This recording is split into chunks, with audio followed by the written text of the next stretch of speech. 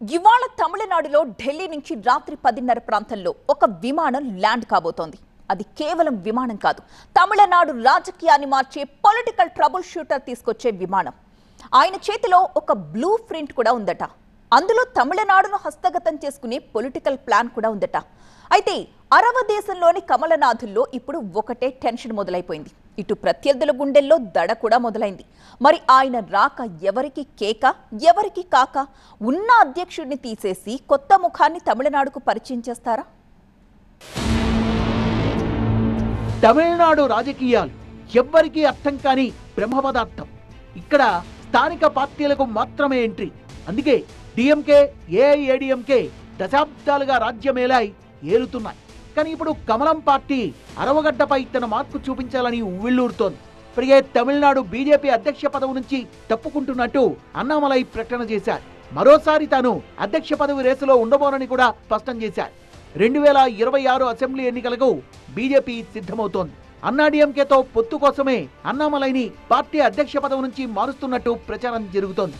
రెండు పార్టీల మధ్య పొత్తుకు అన్నామలై అడ్డంకిగా మారారన్న వార్తలు వచ్చాయి. దీంతో తాను అధ్యక్ష పదవి నుంచి తప్పుకునేందుకు రెడీగా ఉన్నట్టు అన్నామలై పార్టీ హైకమాండ్ కు సమాచారం ఇచ్చారు.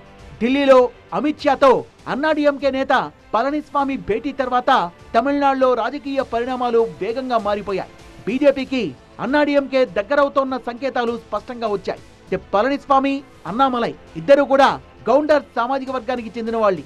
దీంతో సామాజిక సమీకరణాలని దృష్టిలో పెట్టుకుని అన్నామలై స్థానంలో కొత్త నేతను నియమించాలన్న ఆలోచన బీజేపీ హైకమాండ్కి వచ్చింది. ఇద్దరూ కూడా కొంగునాడు ప్రాంతంలో పట్టున్న నేతలి.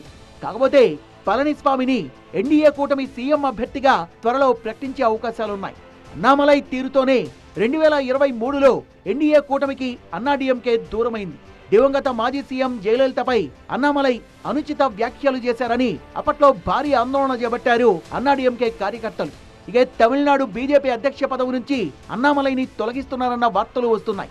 ఈ నేపథ్యంలో political sharp shooter Amit Shah తమిళగడ్డపై అడుగుపెట్టారు. ఇప్పుడు ఆయన మీటింగ్ కోసం కమలం నేతలు ఊపిరి బిగబట్టి చూస్తున్నారు. ఒక్కొక్కరి మనసులో ఒక్కొక్క ప్రశ్న. ఈ సమావేశం వారిని స్టార్లుగా మారుస్తుందా లేక సైడ్ క్యారెక్టర్లుగానే ఉంచుతుందా అని. మరోవైపు డిఎంకే సైలెంట్ స్ట్రాటజిస్టులు కమలం ఆడుతోన్న పొలిటికల్ గేమ్ ను నిశితంగా గమనిస్తున్నారు. కమలం వాళ్ళకి కౌంటర్ మూవ్ ను రెడీ చేస్తోందన్న చర్చ తమిళనాట జోరుగా సాగుతోంది. అమిత్ షా రాక ఒక సాధారణ పార్టీ విజిట్ మాత్రం కాదు, ఇదొక స్ట్రాటజిక్ మూవ్. ప్రస్తుతం అమిత్ షా టార్గెట్ తమిళనాడు. శుక్రవారం తమిళనాడు బీజేపీ ముఖ్య నేతలతో అమిత్ షా సమావేశం కానున్నారు. మీటింగ్ లో అతిపెద్ద ఎజెండా రాష్ట్ర అధ్యక్షుడి ఎన్నిక. ప్రస్తుత అధ్యక్షుడు కె అన్నామలై ఒక ఫైర్ బ్రాండ్ లీడర్.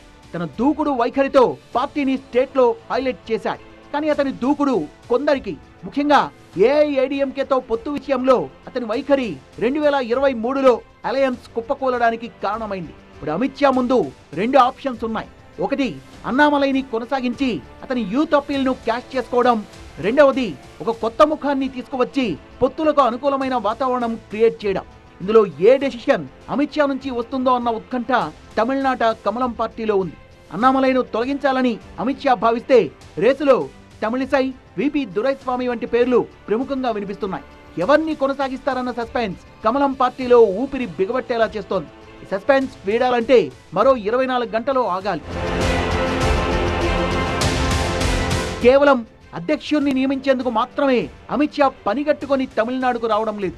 ఆయన టూర్ వెనుక ఫ్యూచర్ ప్లాన్ కూడా దాగుంది. ఏఐఏడిఎంకేతో రీయూనియనా లేక కొత్త ట్విస్టా అన్న చర్చ కూడా జరుగుతోంది. ఇప్పుడు తమిళనాడు రాజకీయాల్లో పొత్తులు ఎప్పుడూ కీలకమే. 2026 అసెంబ్లీ ఎన్నికలు దగ్గర పడుతున్న వేళ అమిత్ షా ఈ సమావేశంలో అలయన్స్ స్ట్రాటజీపై ఫోకస్ పెట్టారు. ఏఐఏడిఎంకేతో 2023లో విడిపోయిన తర్వాత బీజేపీ ఒంటరిగా 2024 లోక్సభ ఎన్నికల్లో పోటీ చేసింది. ఆ ఎన్నికల్లో 18.28% ఓట్ షేర్ సాధించింది. తమిళనాడులో ఇది బీజేపీకి చెప్పుకోదగ్గ గ్రోతే, కానీ సీట్లు రాలేదు. ఇప్పుడు అమిత్ షా ముందున్న పెద్ద ప్రశ్న ఏఐఏడిఎంకేతో మళ్లీ జతకట్టడమా లేక సింహం సింగిల్ గా బరిలోకి దిగడమా అన్నది. పళనిస్వామి నేతృత్వంలో ఏఐఏడిఎంకే కూడా బలహీనంగా కనిపిస్తోంది. 2024 ఎన్నికల్లో ఓట్ షేర్ కోల్పోయి బలహీనపడింది. ఈ నేపథ్యంలోనే మార్చిలో అమిత్ షాతో భేటీ అయ్యారు పళనిస్వామి.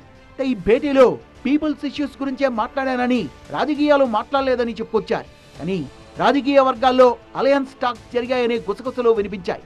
ఈబీఎస్ అన్నామలైని స్క్రీన్ నుంచి తప్పించాలని కండిషన్ పెట్టినట్టు కూడా ప్రచారం జరిగింది. మరి ఇందుకు అమిత్ షా అంగీకరిస్తే మాత్రం తమిళనాడులో సరికొత్త రాజకీయ గేమ్ మొదలవుతుందంటున్నారు విశ్లేషకులు. ప్రస్తుతం తమిళనాడులో hero Vijay party Tamilaga Vettri Kazhagam TVK కూడా జోరు మీదుంది. విజయ్ స్టాలిన్ నిర్ణయాలకు వ్యతిరేకంగా రాజకీయాలు చేస్తున్నారు. ఏఐడిఎంకేకు దగ్గరవ్వాలన్న ప్లాన్ లో కూడా ఉన్నారు. అదే జరిగితే 3 సూపర్ పవర్స్ తమిళనాడులో కలిసి డిఎంకేను ఎదుర్కొనే అవకాశం కూడా ఉందన్న చర్చ జరుగుతోంది. పైగా విజయ్ రాజకీయంగా AP deputy CM Pawan Kalyan ను ఆదర్శంగా తీసుకొని పాలిటిక్స్ నడుపుతున్నారన్న చర్చ జరుగుతోంది. అంతేకాదు విజయ్ పార్టీకి పొలిటికల్ మెంటర్ గా ఉన్న పీకే కూడా ఇదే మాట అన్నాడు. So BJP, AIADMK, Vijay party ఈ 3 కలిసి డిఎంకేను ఢీ కొడతాయా అన్నది కూడా తమిళనాడు రాజకీయాల్లో ఇంట్రెస్టింగ్ పాయింట్ గా మారింది. పైగా డిఎంకే తమిళనాడులో దాదాపు అజేయంగా కనిపిస్తోంది. 2021 అసెంబ్లీ ఎన్నికల్లో 159 సీట్లు, 2024 లోక్సభలో 46.97 ఓట్ షేర్ సాధించింది. అందుకే డిఎంకే డామినెన్స్ ను బ్రేక్ చేయాలని గట్టిగా భావిస్తోంది బీజేపీ. శుక్రవారం నాడు జరిగే సమావేశంలో నేతలకు అమిత్ షా ఒక క్లియర్ రోడ్ మ్యాప్ ఇవ్వనున్నట్టుగా తెలుస్తోంది. గ్రాస్ రూట్స్ నుంచి పార్టీని బలోపేతం చేయడం, అలయన్స్ తో ఓట్ షేర్ సాధించడం, స్టాలిన్ ఇమేజ్ పై దాడి చేసే క్యాంపెయిన్ స్ట్రాటజీ రెడీ చేయడం. సో అమిత్ షా సమావేశం కేవలం అధ్యక్షుడి ఎన్నిక, పొత్తుల గురించి మాత్రమే కాదు, అంతర్గత రాజకీయాలు కూడా దాగున్నాయని తెలుస్తోంది. సో అమిత్ షా విజిట్ తమిళనాడు రాజకీయ ల్యాండ్స్కేప్ ను షేక్ చేయడం ఖాయమంటున్నారు పొలిటికల్ విశ్లేషకులు.